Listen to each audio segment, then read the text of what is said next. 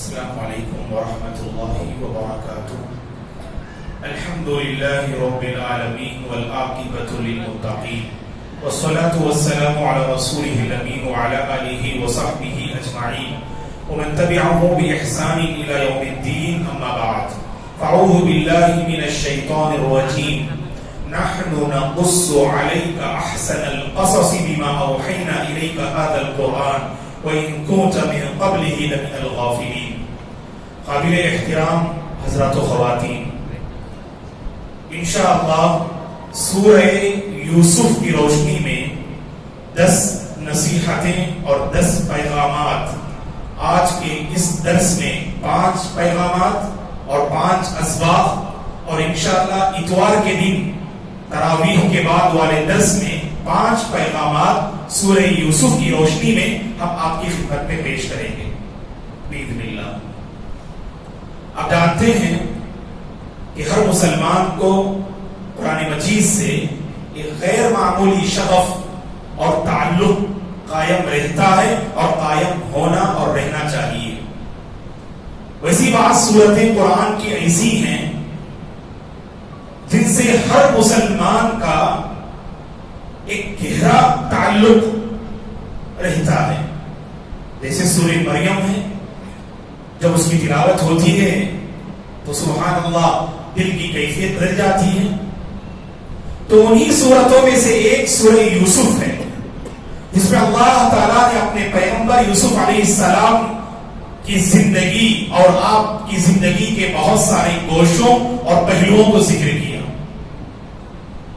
اور کسی خاص سورت سے محبت یہ غلط بات نہیں ہے. مشہور واقعہ آپ جانتے ہیں، ایک صحابی نماز کی ہر رکعت میں سورہ اخلاص کی تلاوت کرتے تھے، قل هو اللہ احد.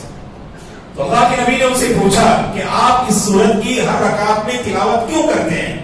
تو انہوں نے کہا کہ مجھے اس سورت سے محبت ہے. تو اللہ کے نبی نے فرمایا صلی اللہ علیہ وسلم نے کہ جن کے ساتھ تم محبت کرتے ہو ان کے ساتھ تم جنت میں ہوگے انشاءاللہ. تو کسی خاص صورت سے ہمارا تعلق اور ہماری محبت یہ غلط بات نہیں ہے. اور ویسے جب سورہ یوسف پڑھتے ہیں تو سبحان اللہ ایک غیر معمولی تعلق اس صورت کے ساتھ ہمارا قائم ہو ہی جاتا ہے. اللہ تبارک و تعالیٰ نے ایک عظیم پیغمبر کی زندگی کو اس صورت میں بیان کیا جو صاحب بصیرت اور صاحب بصارت تھے، جو خوبصورت اور خوب سیرت تھے. اللہ نے بصارت و بصیرت، سیرت اور صورت دونوں سے اللہ تبارک و تعالیٰ نے آپ کو مالا مال کیا تھا. نبوت بھی عطا کیا، حکمت بھی عطا کیا، علم بھی عطا کیا، بادشاہت بھی عطا کیا، سمجھداری بھی عطا کی، خوبصورتی بھی عطا کی. اور آپ کے حوالے سے مختصر کہیں یوسف علیہ السلام صاحب بصارت، صاحب بصیرت، خوبصورت اور خوبصیرت پیغمبر تھے. یعقوب علیہ السلام کی 12 اولاد میں آپ ایک جلیل القدر فرزند ہیں اور پیغمبر ہیں.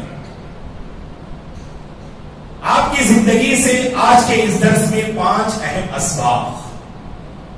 پہلا سبق یہ ہے، زندگی میں کبھی کسی پر حسد نہیں کرنا چاہیے. دوستو، حسد یہ بہت بری بلا ہے. حسد اگر کسی سوسائٹی میں آ جائے نا، یہ بیماری ایسی جو بہت سارے ذہنوں کو تباہ و برباد کر دیتی ہے بیماری. اور وہ قوم ترقی کر نہیں سکتی جس قوم کے افراد ایک دوسرے پر حسد کرتے ہوں. آپ دیکھ لیجیے گا کہ جب یوسف علیہ السلام نے خواب دیکھا کہ 11 ستارے، ایک چاند اور سورج آپ کو سجدہ کرتے ہوئے، تو باپ پیغمبر یعقوب علیہ السلام نے بھانپ لیا، تاڑ لیا، سمجھ لیا کہ بیٹے کا بلند مقام ہونے والا ہے. اور آپ کے جو دیگر فرزند تھے وہ نبی یوسف اور آپ کے بھائی بنیامین کو لے کر کچھ پریشان تھے. کیوں؟ کیونکہ یعقوب علیہ السلام ان 2 بچوں سے زیادہ محبت کرتے تھے. ان دونوں پر شفقت کی نگاہ کچھ زیادہ ہی تھی. تو اسی لیے انہوں نے اپنے بھائی کے ساتھ سبحان اللہ بالکل ننھے منھے معصوم بھائی، جب حسد کی آگ دل میں بھڑکتی نا، انسان آگے کیا کرتا ہے اور کیا قدم آگے بڑھاتا ہے وہاں اللہ تعالیٰ عقل پر پردہ ڈال دیتے ہیں. یہ حسد انسانی عقل پر پردہ ڈال دیتا ہے. اپنے معصوم بھائی کو کنویں کے حوالے کر دیا. پہلے قتل کی سازش کی, ایک بھائی نے کہا کہ قتل کرنا مناسب نہیں, ہم اس کو اندھیرے کنویں میں ڈال دیتے ہیں. اور اللہ کی کرم فرمائی آپ پر تھی کہ وہاں پر جو راہ چلتی ایک جماعت کی نظر حضرت یوسف پہ پڑی. اس معاملے کے پانی کی غرض سے انہوں نے مٹکے کو, ڈول کو کنویں میں ڈالا تو یوسف علیہ السلام نکلے جو بڑے خوبصورت بچے تھے, اور مصر کے بازار میں آپ کو بیچا جاتا ہے. تو دیکھیے حسد کی آگ ایسی ہے جو اپنوں کے درمیان فاصلے بنائے رکھتی ہے. اس آگ سے بچنا چاہیے. ہاں, شریعت نے اس بات کی اجازت دی کہ دو معاملات میں آپ حسد کر سکتے ہیں. حسد کا مطلب وہاں پر رشک. صحیح بخاری مسلم کی حدیث, لا حسد الا فی اثنتین, کہ دو چیزوں میں آپ حسد یعنی رشک کر سکتے ہیں. حسد کا مطلب کیا ہوتا ہے؟ سامنے والے میں اگر آپ کوئی نعمت دیکھیں, اس نعمت کے چھین جانے کی دعا کریں آپ, یعنی بد دعا. سامنے والا اگر ترقی کر رہا ہے, آپ اس کے حق میں دل سے چاہیں وہ نیچے گر جائے, وہ تباہ و برباد ہو جائے, وہ ناکام ہو جائے, وہ ذلیل ہو جائے. سامنے والے کے حق میں اگر کوئی نعمت ہے, خواہ وہ کامیابی کی شکل میں یا عزت کی شکل میں یا جاہ و منصب کی شکل میں, آپ اس کے چھین جانے کی فکر کر رہے ہیں, یہ حسد ہے. اور رشک کسے کہتے ہیں؟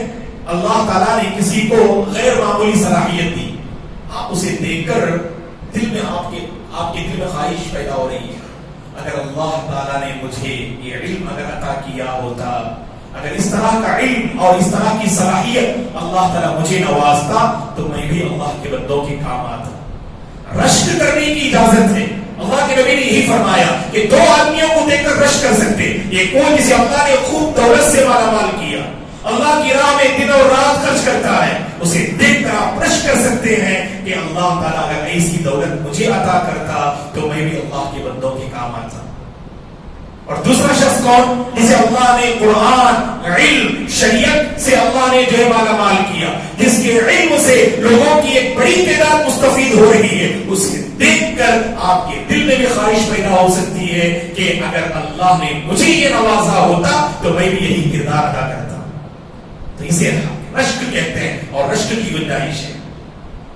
لیکن کبھی حسد نہیں کرنا دوستو. دیکھیے بھائیوں نے کیا کیا, اپنے ہی معصوم, کوئی بڑے نہیں تھے, چھوٹے تھے یوسف علیہ السلام, اور جا کے کنویں میں ڈال دیا, پھینک دیا, کیونکہ عقل پہ پردہ. یہ نہیں سوچا کہ اس معصوم بچے کی روزی روٹی, یہ اور بات ہے اللہ نے آپ کی اس تاریکی میں حفاظت فرمائی. اور دوسرا پیغام غور سے سنیے, بچوں کے درمیان انصاف کا معاملہ ہونا چاہیے.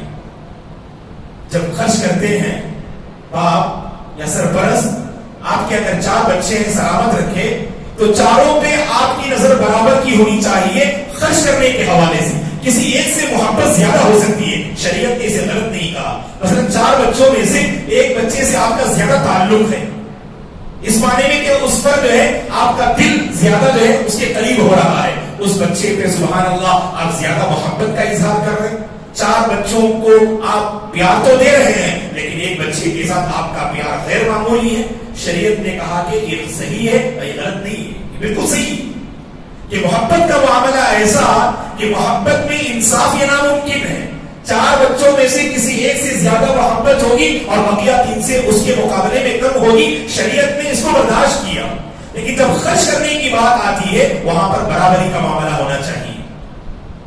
بشیر رضی اللہ عنہ نے اپنے فرزند نعمان رضی اللہ عنہ کو ایک تحفہ دیا, اور جب اللہ کے نبی کی خدمت میں اس معاملے کو پیش کیا گیا تو بشیر رضی اللہ عنہ کو اللہ کے نبی نے طلب کیا اور پوچھا کیا تم نے اپنے دیگر بچوں کو بھی یہ تحفہ دیا؟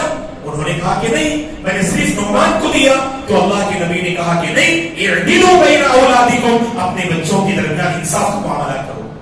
جب آپ خرید کر دے رہے ہیں تو سبوں کے ساتھ انصاف کا معاملہ ہونا چاہیے. پیار اور محبت کسی ایک کے ساتھ, جیسا کہ ایک سے زائد اگر بیویاں ہوں تو 4 اگر بیویاں ہیں تو 4 بیویوں کے ساتھ انصاف کا معاملہ کرنا چاہیے, خرچ کرنے میں, نان و نفقے میں. لیکن کسی ایک کے ساتھ محبت یہ فطری بات ہے, جیسا کہ اللہ کے نبی صلی اللہ علیہ وسلم ماں خدیجہ اور آپ کے بعد ماں عائشہ رضی اللہ عنہا سے سبوں سے زیادہ آپ سے زیادہ محبت کیا کرتے تھے.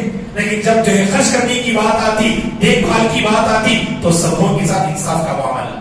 تو خواہ بچے ہوں یا بیویاں، اگر ایک سے زائد بچے ہوں تو کسی ایک سے زیادہ محبت کرنا یہ خلاف شرع نہیں، لیکن ان کے درمیان انصاف کا معاملہ ہمیں قائم رکھنا چاہیے. تو یعقوب علیہ السلام دیکھیے سبحان اللہ، یوسف علیہ السلام اور بنیامین سے غیر معمولی محبت کیا کرتے تھے، لیکن بھائیوں کو یہ چیز ہضم نہ ہو پائی.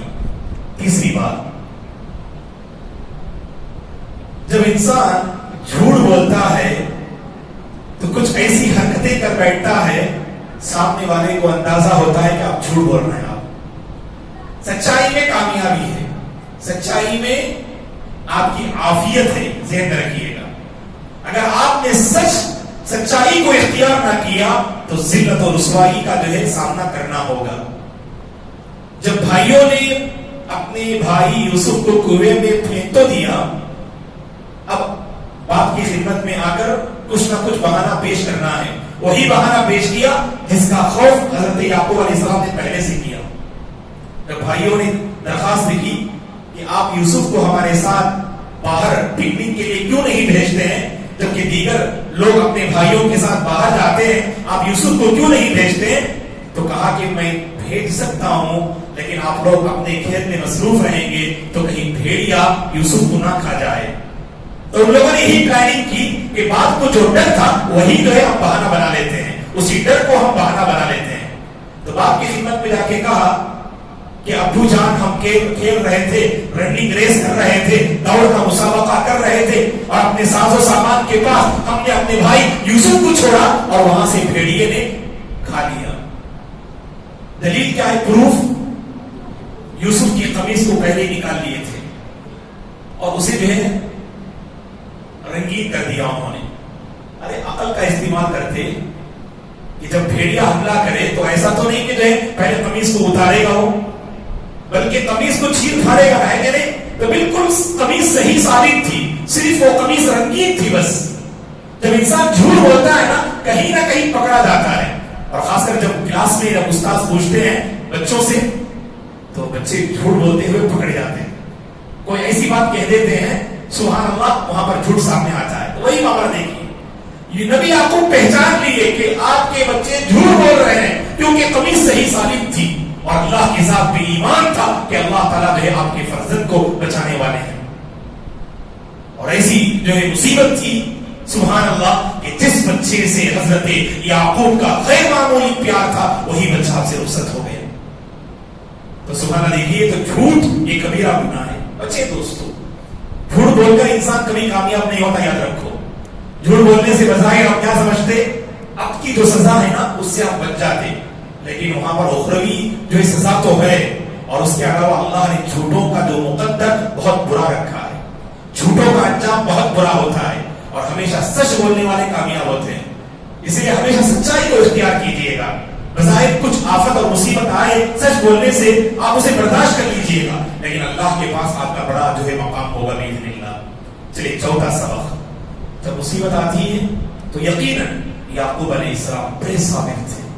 اتنی بڑی مصیبت کہ چھوٹا پیارا ننھا بچہ جو ہے آپ نے کھو دیا اور آپ کے بیٹوں نے اس کے ساتھ ایسا جو ہے ظالمانہ معاملہ کیا، تو آپ نے کیا جب خبر سنی فصبر جمیل، صبر جمیل آپ نے اختیار کیا.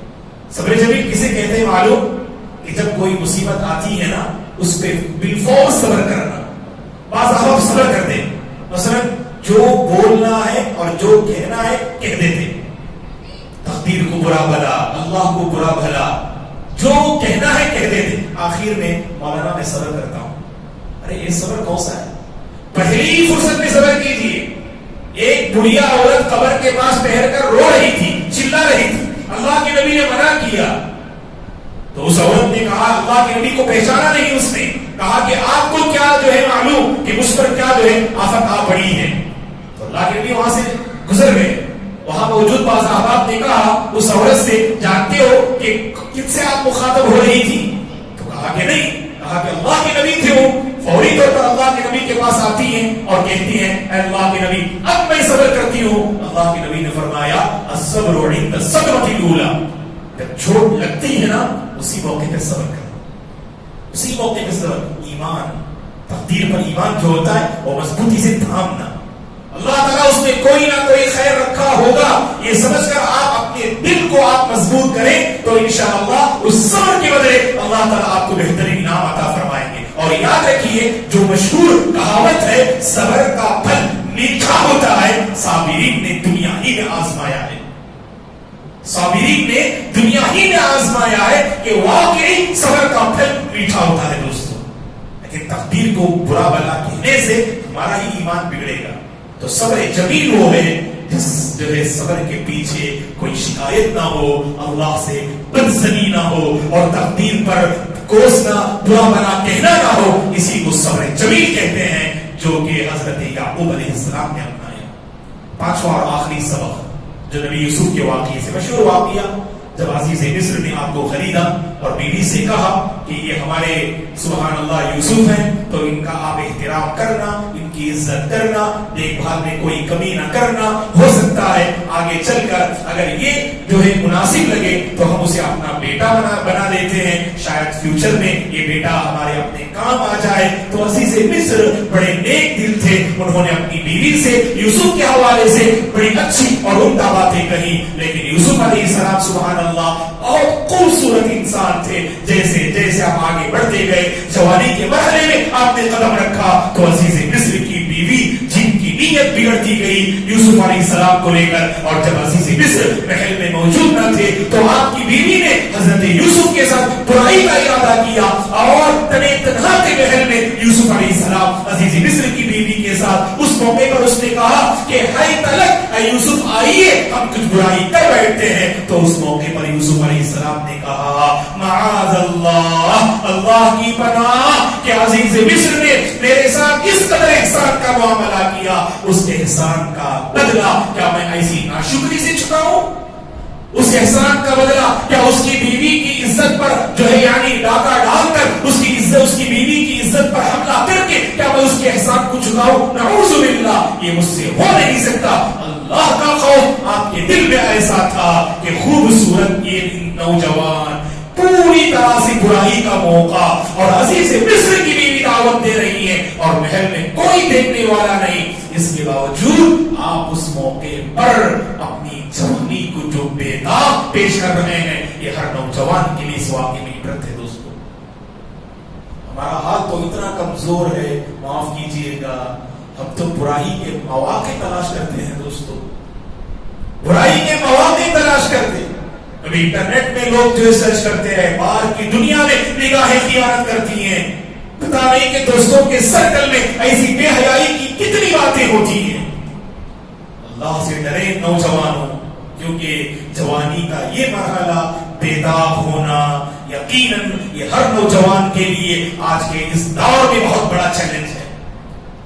اس لیے نوجوانوں کو چاہیے کہ اپنی عزت کی حفاظت کریں، کیونکہ اللہ تعالیٰ نے جوانی کا جو دور عطا کیا یہ اس طرح کے کاموں میں ملوث ہو کر ضائع کرنے کے لیے نہیں، بلکہ ہماری جوانی ایسی ہو کہ ہماری جوانی سے اور لوگ فائدہ اٹھائیں، باہمت نوجوان بنے، بے داغ نوجوان رہیں، ایسے نوجوان رہیں کہ برائی کا موقع بھی ملے نا اس موقع پہ آپ کی زبان سے یہ الفاظ نکلے معاذ اللہ انی اخاف اللہ. اگر کوئی عورت، اگر کوئی لڑکی آپ کے خاندان کی آپ کو میسج کر رہی ہے اور دعوت دے رہی ہے برائی کی اور چیٹنگ کا سلسلہ جاری رکھنے کے لیے دعوت دے رہی ہے، اس موقع پر اگر نوجوان اس عورت کو تنبیہ کرتا ہے اور لڑکی کو یہ میسج بھیج رہا ہے اللہ کا خوف کھائیے میری بہن، اللہ کا خوف کھائیے میری بہن، آپ کی عزت بھی جو ہے ہمارے نزدیک جو ہے معتبر ہے اور ہماری عزت بھی جو ہے داغدار نہ ہو.